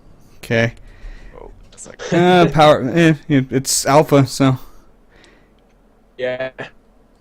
And exactly what does the power plant do exactly? Like weapon, is that add weapon damage or how many weapons it can power? How many weapons it can power. Okay. And then how many devices it can power. So it's slightly better than yours. And what's sup? And supplies used per Oh, turn. right. Okay. It's like eventually you can get engines and power plants that use less supplies, like way less, and supplies become much less of an issue. They're still an issue, but it improves, And speed is so the generators increase your ship's speed? It can, yes, and that one does. Rock plow, I'll grab that because that sounds useful. The shotgun is pretty. That's worse. Yeah. Well, I'm trying to find it on the side on my list here. It's not over on this list. there's another one that's crew components. Kind of looks like it has binoculars. It's next to the cargo. I think you can hit the button. There we go. Yeah, it's got better damage, same range. It says plus minus when it's actually plus and equal, honestly. I thought you had a range 3 crew weapon. Nope, I have a range 2 crew weapon. Man, that's horrible. Yeah, it is. It's still the default one because I died, remember? So. Oh, I didn't remember. By the way, while we're here, I do want to mention I did notice a few bugs in the commodities exchange as well. Like, when I was trying to press P to sell, I think it was like heavy equipment or something like that, the key press wasn't working. Really? And also when I'm in the commodities exchange, I also can't switch between the tabs, like devices and landing gear components. I can't switch between those. Yeah, that's on purpose because and I'm not saying it's right, but it's because it uses A through Z of the keyboard, and some of those keys control some of those tabs. Oh, okay. And it's so they don't interfere. So like, I can separate that out and make you able to push the buttons with the mouse, but not with the keyboard. But I just haven't done that yet. All right. But yeah, trying to handle a keyboard and a mouse and a controller, it's kind of like, I don't blame you. how do you do it all? But use your feet. rush. All right. I have so much stuff that I don't know what to do with it. To Sector 9. Slot 2. If you like the weapons you have, sell it. If you like the shields you've got, sell the old stuff. I'm looking for the new weapon I bought. It's probably a different tab because it's crew stuff. Oh. Now, weapons and ship components are automatically installed. Devices are not automatically installed. There's a difference. Like the rock plow is considered a device, whereas the weapons and the shields and the generators are considered, and also the crew equipment is considered a component, which is automatically installed when you buy it. I see. That's good to know. That's why I was looking for stuff that didn't actually exist on that list. You know, it was already Oh, installed. what are the... Is it my Oh, fault? oh, what the hell is that stuff? Death, probably death and That's awesome. destruction. Listen- They look like these little like blue fireballs in Sector 10. Oh, Hmm. probably an ion storm. Oh, that might be it. That would look like it. And there's space amoebas. I Oh. was wondering how long. Oh, and they replicate. All right. Oh god, the replicant enemies is terrifying.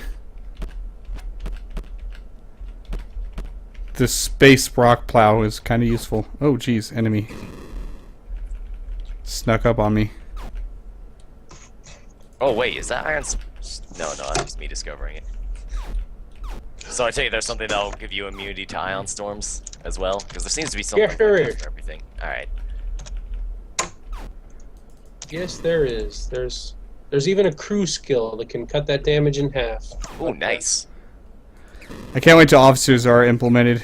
Sounds really fun. Also, let's talk about your crafting system that's going to be implemented at some point. I see you tweet about it. It's completely randomized. Yeah, like all the different components, all the different devices, you can build them in the game. Good, They're good. all made from a list of 25 parts, but for each new game that you play, every device or component is made out of a new set of parts. So you can't just, you can't go online and look up, well, how do you make a gun? Because you don't know. So you take parts that you find and you can experiment. You can put them together, hit the little test button, and it'll show little green check marks or red X's and say, yes, these parts go together. Now find the other parts, and then you finally find all the stuff and you stick it together, and then you can start building that. Nice. Another way that you can learn schematics is you can take a gun and disassemble it, and you can learn how to make it that way. Oh, I like that. It's kind of like... And you'd probably be able to find it as loot, too. But it develops over time, you gain the ability to do it. I kind of like that. It's a lot like the potion mechanic in most roguelikes, where every time you start a game, what color does what is different, but this time it's every recipe is randomized. Yes. And that kind of works out in sci-fi, because the different components can just be like technical babble stuff that... Oh, yeah, man, that's totally what they are. yeah, exactly.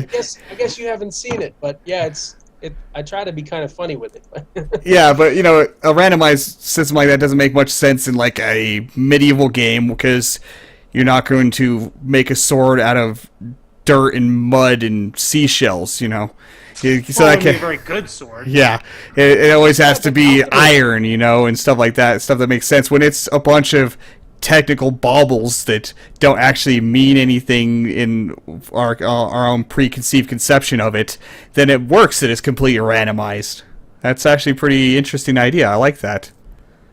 Good. Yeah. Oop, I need to install the rock I'm shot. looking at my list here. There's a surge frequency diode, Exactly. Technical baubles. graviton hammer, alignment matrix. Like, it's just technobabble, like you say. But, for each game, it's something a little different. Something to discover.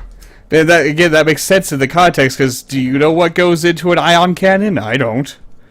I know I do. But I know what makes a fishing pole. It's Although string if and I wood. did, the general Whoa! look a lot different. But Whoa, what'd you find, GingerDragon? That's the last space amoebas. Run away.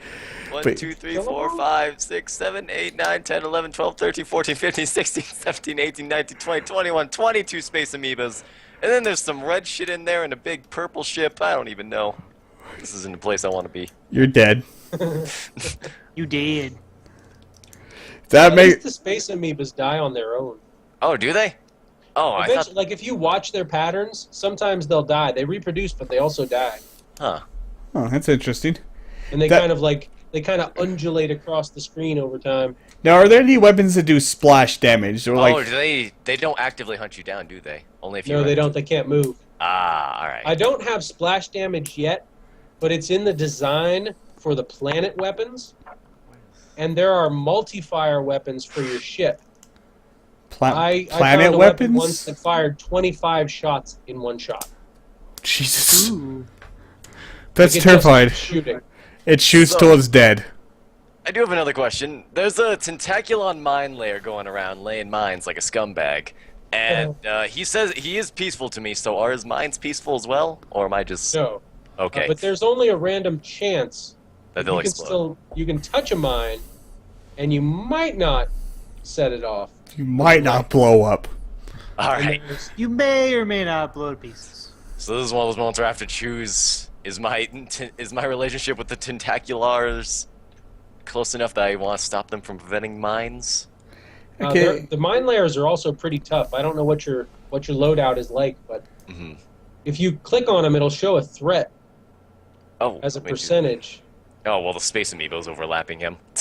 Well, All right, and I think that's But anyway, about enough for the approaching infinity segment. Let's go ahead and get out of that. well, that was pretty awesome, man. I really enjoyed that. I love this game. I love roguelikes, and I'm a nerd and like sci-fi, so I like space roguelikes, and I'm The more I play it, the more I get addicted to it. I just keep playing. yeah, it's a Stop. fun game, definitely. I'm going to be playing this a lot more. Well, the hey- randomized hey, you crafting guys. is cool. I will give you the early beta when I get around to before Ooh. everybody else. How's that? Ooh, So, that would be fun. so is that coming out tomorrow, please? I got to do a couple more things. Okay. The crafting system sounds really awesome. I'm looking forward to that. Oh, yeah. And the officer system, that sounds cool. Especially since you mocked it up with my my avatar when you tweet a mock-up of it. So I really like that. I took those out though. Yeah, unfortunately, but You want me to put you back in? I can put you back in. do it. That Not would be for the finished product, but yeah, just for fun. that would be great in the beta. That'd be so cool. Immortalize him. Yeah. He should be a captain, though. You know, fedora means captain, right? I don't know. They don't get to be captain. That's your job. All right. Yeah, they're But just anyway, officers. That was awesome. Such a fun game, and I'm so glad that the Kickstarter was successful. It got kind of close, so for a little bit it was looking pretty bad, but those last week pushes are pretty crazy sometimes. Yeah. Let's see it. It hit the goal with 11 days to go. It was a pretty steady rise, really. Oh, it was? I was thinking of some I other was- Kickstarter then. I was nervous as hell, I was just horribly afraid the whole time and a mess and didn't sleep and all that. But in the end, Writing Kickstarter is nerve-wracking, I'm sure. Maybe I was thinking of their Kickstarter, they got really close at the end. I don't know, I pay attention to a lot of Kickstarters, so You're probably thinking of Our Darker Purpose. I know that one was close. that one was really close, but there's And been you several were others playing recently. soundtrack earlier today. Yep. And speaking of Kickstarter, we have gotten it. It's okay. Let's talk now. Words, please. Anyway, we are to the crowdfunding spotlight segment of the podcast. I used to call it Kickstarter segment, but I realized I shouldn't discriminate against other crowdfunding platforms. Today we are looking at Dusk of Dawn on Indiegogo. And let's switch over here to the right. There we go. Dusk of Dawn, which is a cyberpunk TCG. Let's go ahead and grab this link too for you guys. It is actually in open alpha right now, so any of you can go and play this. Let's go ahead and watch the trailer really fast.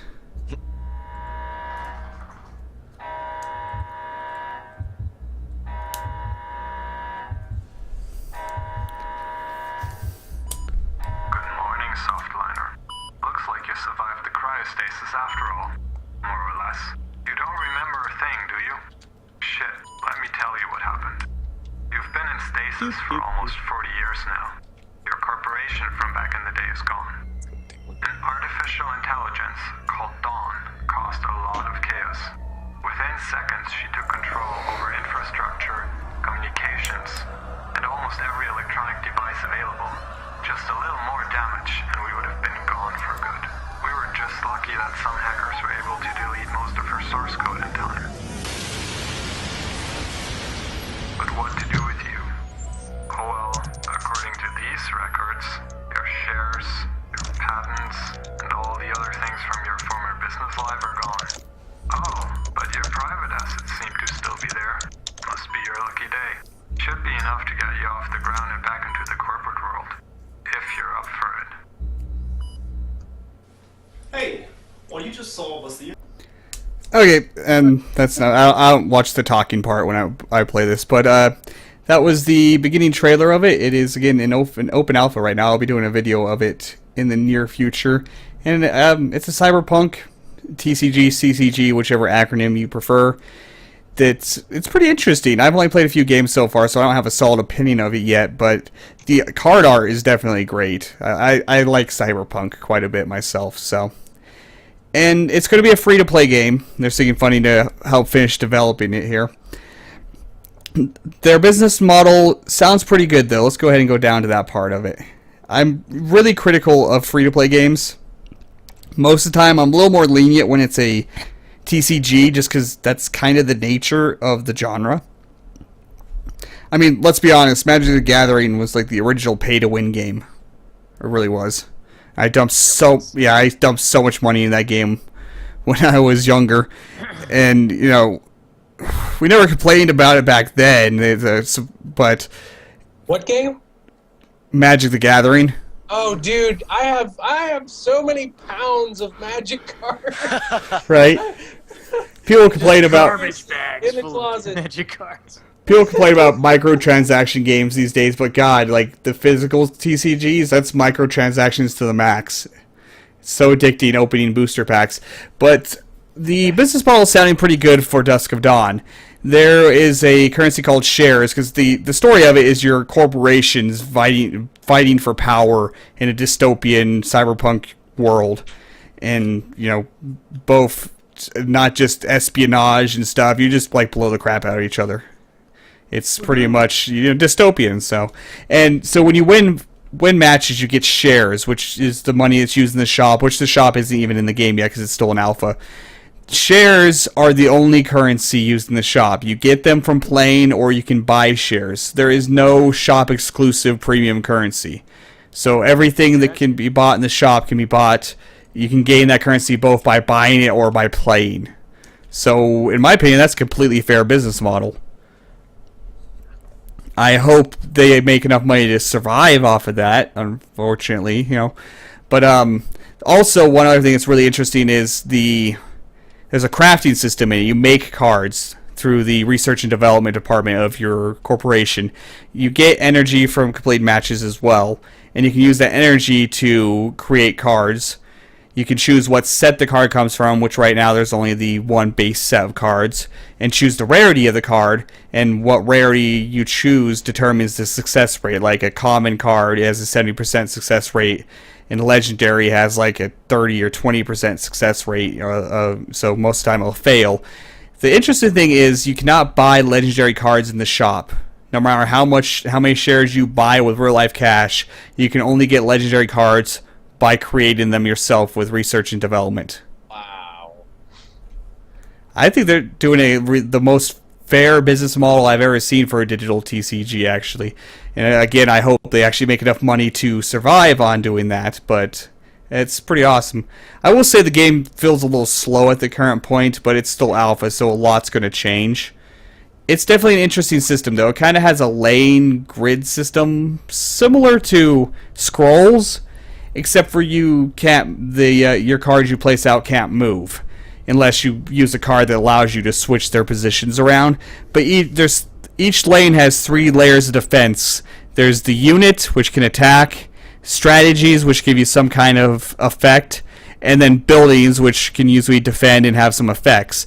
And in order to actually get damage back to the player, you have to get through all 3 layers of that defensive line on that lane. But you choose what lanes you attack. Well, kind of. Some of your cards have abilities that they'll attack a random lane. Some of them, and then every unit attacks the lane that they're on at the beginning of each turn, and then you can also use their abilities to attack a random lane again. And it varies, but there's multiple layers of defense trying to protect your headquarters. That's the backside of all of it, kind of thing. It's an interesting design, and I like it. It's definitely alpha. Definitely a lot of improvements to be made, but so far I find it pretty fun. Have you guys? I linked it in Skype yesterday. Did you guys play any of it? I'm actually playing around right now, and it took me a minute to pick up how the interface works, but Yeah, now that I've got it going, it's pretty good. There's no tutorialization right now, and it definitely lacks a lot in audio and visual feedback. It's pretty bare bones right now. There's no sounds But you're right right, now. the card art is pretty cool. I like it. And Needs more dragons. it just got an update yesterday that added a lot of new animations and stuff, so the visual feedback's probably better than it was when I first played a couple days ago. But there lacks audio feedback, that's for sure. So it's pretty fun. I like the concept. It's a mix of something like scrolls but without the tactical movement factors of it. I do think it's kind of slow. There's a lot of healing in the game, and everything's HP seems to be pretty high. So that does kind of slow down the game, in my opinion. I'm baffled at how slow the frame rate is. It's kind of odd. That what browser are you using? I'm using Chrome right now. It's having weird issues for some people in Chrome, and yet other people in Chrome it works fine. The developers, I just talked to the developer about that earlier today.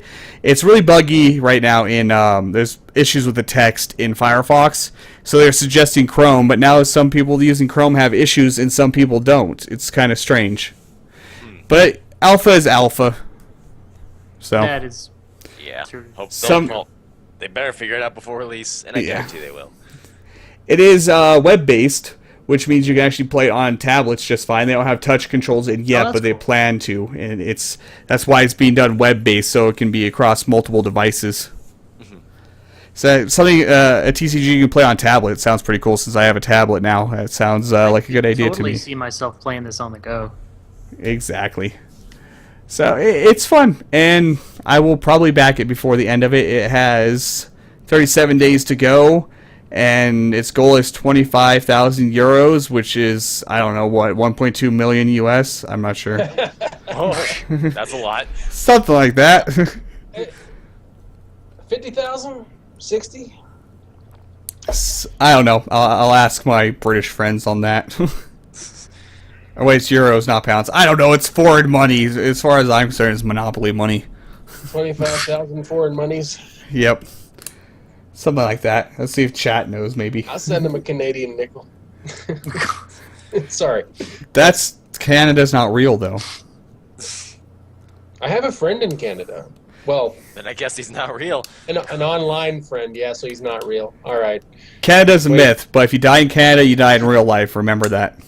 But if it- I have a bunch Well- of Canadian YouTubers I talk to. I give them those jokes all the time. I don't know where those came from. It's an internet thing. I didn't invent that. I don't know. Had something to do with the Canadians that are overpopulating the internet. Yeah, God, they're everywhere on YouTube. Wow, that's I for can't sure. believe I just said that. I That was kind of bad racist. person. Yes, you are. But you're not a person. You're a dragon, so it's all right. Okay, so if I'm a bad person, that means I'm a good dragon. Good. Google says that's almost 34,000 US dollars Oh, for something. I don't know. good to know. All right, that is the. I keep trying to say Kickstarter Spotlight when it's crowdfunding Spotlight is what I'm trying to call it now. Since this was on Indiegogo, and you guys can check out the game. The link is I linked the Indiegogo, but it's just duskofdawn.com. You can go in, play the alpha right now. So go do it. Yeah, if you like it, consider supporting it on the Indiegogo. Definitely. All right, so I think we are going to wrap up. It's a bit earlier than normal, but our news segment was quicker than it normally is because it wasn't actually news, so that would be why.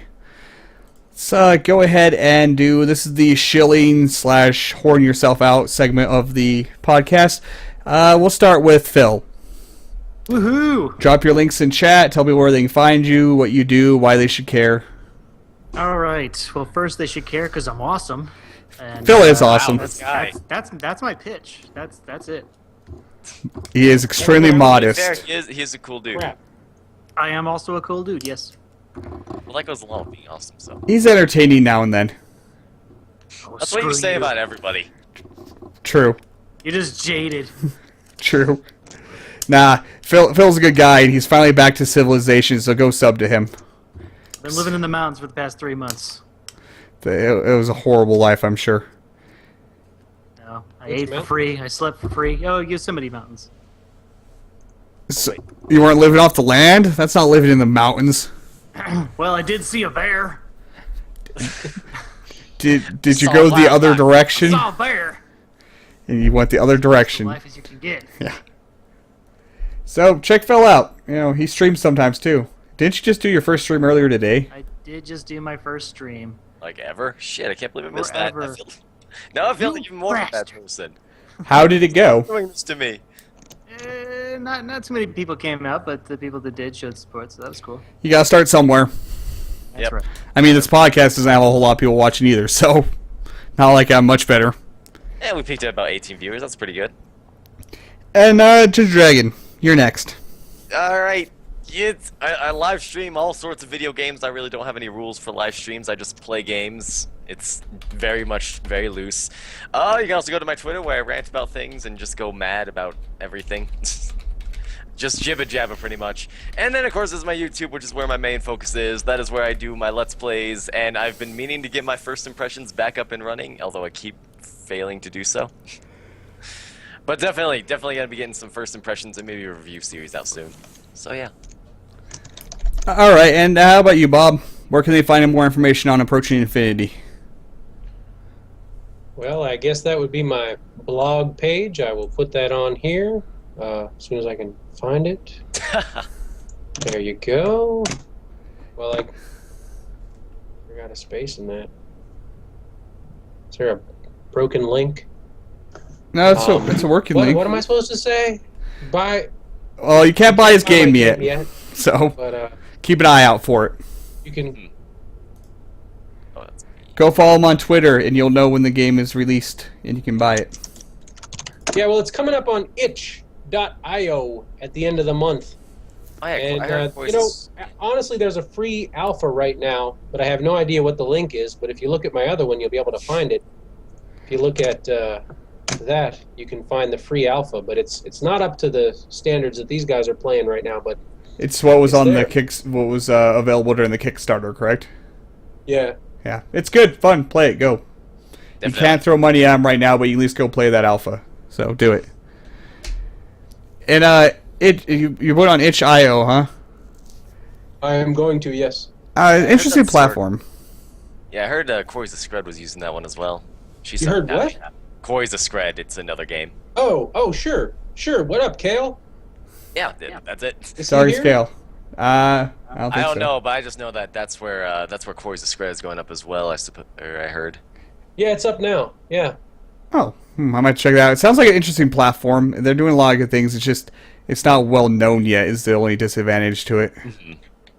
Yeah, it has. I'm doing it because I don't have to do anything. Like Steam requires you to install the APIs and blah blah blah on and on. That I don't would have to be a Time to pain. do that. And Desora, they have their own rules. Why not just Humble Widget? What? Why not just the Humble Widget in Humble Store? Haven't looked at it. Oh, okay. It's the most one of the most well known sources for indie games, at least. So it definitely has the brand power. That's so. If it's well known, I probably haven't heard of it. It's Humble by Humble Bundle, guys. Humble Widget, you can get a widget to sell your game on your own thing, and then they recently opened an actual storefront. Then there's Indie Game Stand, that's another good place too, but both pretty good. I don't know, itch.io has a lot of interesting concepts that I really hope it becomes successful. It just needs to be more well known. So we should all tell people to go buy shit from them, I guess. There you go. Exactly. Alright, I guess I should do some shilling. I am Fedora Gamer. If you're watching this live, then you know exactly where to find me, and you should just click that follow button. And mostly my Twitch channel is the Randomly Generated Podcast. I've done a few other random streams when I felt like it, and I want to do more. It's just not enough time. More time, please. Just more time. And if you are watching this on the VOD, then I am at twitch.tv/FedoraGamer with a 4 for the A in Gamer. And I am primarily a YouTuber. Again, I use this Twitch channel mostly for the podcast. You can find me over at youtube.com/FedoraGamer, where I cover a hell of a lot of indie games. Again, with a 4 for the A in gamer. God, I didn't think that through when I made it to how that would be to try to say that out loud. But somebody took the name. Somebody that doesn't make any videos or anything. But the name, doing it with just an A, that was already taken. Damn that person. That's Indie Mouse's excuse for misspelling Indian mouse as well. He wanted to do Indie Mouse, M-A-U-S is actually mouse in German, so that's right. He wanted to do actual indie, but somebody actually took that, so Indie Mouse, spelling indie correctly. So, damn people that don't actually make videos, taking our names. They? Yeah, exactly. I got a bunch You don't deserve that name. of tweets I didn't even notice because I haven't been paying attention to that tab. But anyway, that's because we have a podcast going that is now over. Thank you, Phil and Bob, for joining us, and thank you, GingerDragon, for being my new co-host. And actually making it. Yes, and hopefully that will continue. Max, we'll just say Max made it on the first time too, so Oh boy. we'll see if you can beat Well, that. I mean, I was joking about the whole, only a horrible malady would keep me out of this, and then yesterday happened. What happened yesterday? I got very, very sick. Oh, jeez, don't I saw do a little that. bit of irony Dragons in it. get sick? Yeah, sometimes. I don't want to see what it's like when they vomit. It's like flames and chunks and body parts and It's not pretty. oh, that'd be horrible. My God, And I'm it's hungry. freaking mind layers. so. And thank you everybody for coming and watching. And thank you for everybody watching this VOD on my YouTube channel. We'll see you guys next time. Bye bye. Bye. This was Bye. awesome. Thank you.